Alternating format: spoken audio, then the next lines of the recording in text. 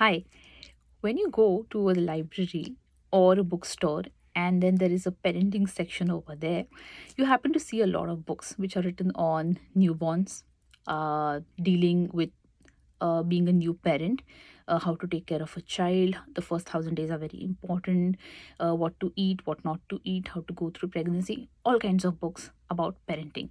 But have you ever come across a book which deals with being a parent who is an introvert by nature and now has a baby and is now forced to become an extrovert because you have to take care of a baby? How? Because you'll be invited to birthday parties, because you'll be invited to a lot of other classes where your kids would have to go and you'll have to accompany them and you'll have to do all the small talk. Even before the kid is being born, you'll have to go to the pregnancy classes and you'll have to talk to other parents, possibly talk to the instructor. You might be called onto the stage to perform something or volunteer. Now, this is something the introverts don't like, but they are forced to do now because they're having a kid or have a kid. Now, Julie Vick has come up with a book called Babies Don't Make Small Talk, So Why Should I? The Introvert's Guide to Surviving Parenthood. So, this book does the beautiful thing of balancing two things. One, the introvert nature of a parent, and second, having a baby. And it kind of walks you through all the milestones of having a baby and dealing with the fact that now you have to do it, keeping your introversion a little aside and try to tackle all the milestones. So, this book is a must read for all those people who think that they are introverts and have a baby. Now, this is what makes this book so interesting is that Julie Vick has kept the mood really light. So, a lot of giggles, a lot of chuckles. It's a fun read.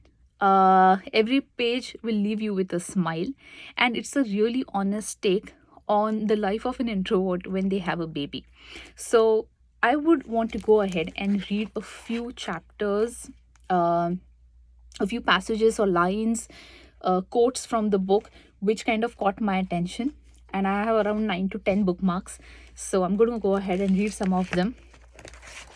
My first bookmark kind of comes at a page 6, and wherein she's put down a list, a nice fun list of what should you think before getting pregnant. Like, are you ready to be pregnant? Are you ready to have a kid? And here are some of the things. You set up your laptop on one end of a ping pong table and set up ping pong robo on the other end. Turn on both the robo and your computer and then try to send some work emails. Could you focus? Did you manage to hit a few balls back? Now, this is exactly how it feels like when you have a kid. Are you ready for this? If yes, you're ready to have a kid. Else, then she says, borrow some goats from a farm and set them loose in your house while you cook 3 different meals. When you are done, feed each of the goat one bite of food and throw the rest to the trash. Are you okay with this? If not, then dine at fast food restaurant with the kids play area at 5:30 on a Saturday night. How does this make you feel? The parental readiness challenge is what she calls it. Then my next bookmark comes at the baby showers. And now, obviously, baby showers is a social event and it's difficult for the introverts to go about planning it and being part of it. So she says there's an interesting way you could do the baby showers. There's, of course, one section of it wherein the parents are given gifts and you have to open the gifts in front of everyone. Obviously, something introverts won't like. But what if you do a diaper shower wherein all the parents come and give you just diapers, a pack of diapers as gifts? So now no one's interested in opening it and seeing what was given to you, etc.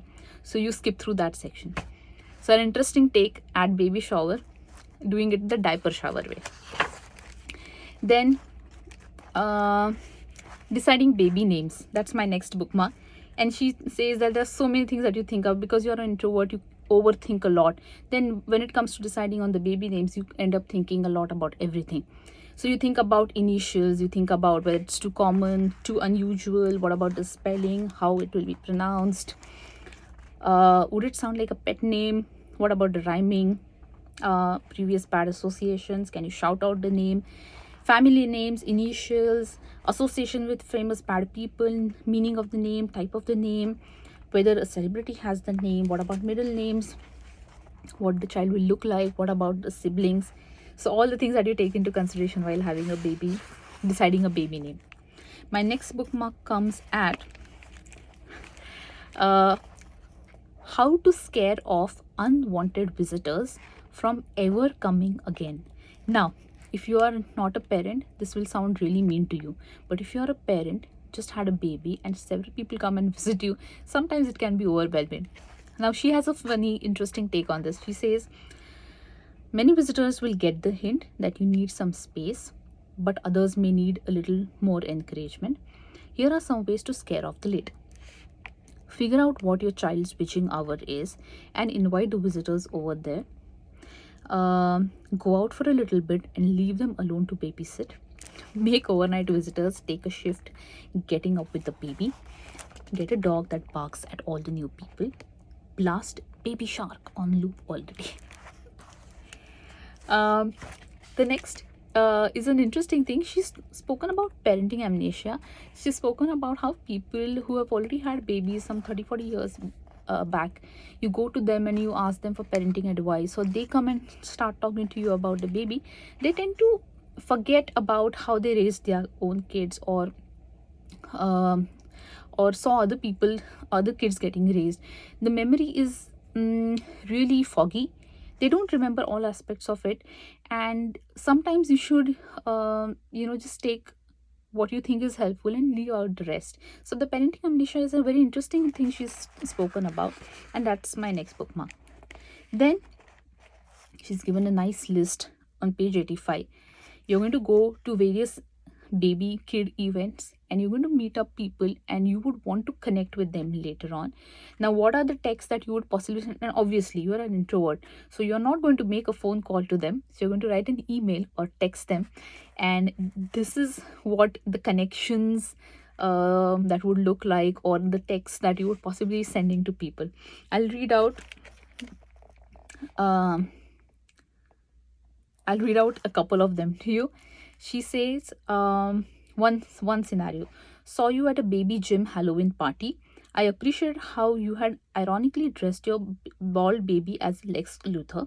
My child was one carrying the baby taco costume because he refused to wear it. Do you want to be friends? Briefly spoke to you at a grocery store. Your child was having a meltdown because he couldn't ride the penny horse my daughter was on, and when I suggested your child could ride on the empty horse next to mine, my daughter had a meltdown. So we both laughed hysterically. Maybe we can meet up next Saturday with our kids. And then she's given a list of all such occasions where you can go and connect with other parents, and what do you write to them or text them. Then my second last bookmark comes on the page 96, where she's made a list of all the parenting tasks, made a scoreboard, and she said, just give yourself points for all the tasks that you never wanted to do and you still ended up doing it. And when you cross a certain score point, just reward yourself with something. And I think this is such a wonderful thing to do otherwise also, that you reward yourself with something when you do some of the tasks which were very difficult to do and you still ended up doing it. You could do it with yourself and you could do it to your partner as well. So keep a scorecard is what she's saying. And then my last bookmark, it comes on page 129, and this picture was also on the last page of the book. And this is actually the reason I picked this book to read. There is a pie chart, and I'm going to read out the pie chart details to you. Kids' birthday parties you will be invited to. Now, there is a big section of parties wherein kids your kid once had a class with. Once. You'll be invited to those birthday parties. Then there is a second segment, a smaller segment. Family members you're not even sure you are related to. You'll be invited to those parties as well. People you once worked with who now have kids. You will be invited there. Random kids your kid befriended on the street. How true. You'll be invited there. It's unclear how you know them, but you got an invite, so you might have to go. So these are all the kind of birthday parties that you'll be invited to, and you'll have to go there, and you'll have to kind of keep your introversion aside, not be an extrovert, but learn to kind of deal with the situation. So she says, just say no, or just say you are sick. Send an extroverted caretaker to go in place of you. Commit to only attending a certain number of parties per year. I think this is a nice serious advice. Keeping all the jokes aside, she says that you could decide for yourself that I'm going to attend some 10 to 15 parties in a year, and once you reach that threshold, you just stop going to all the other parties. You can say no, because that's the limit that you decided for yourself. And then she goes on to describe all the other things, but these are some pages that I really liked.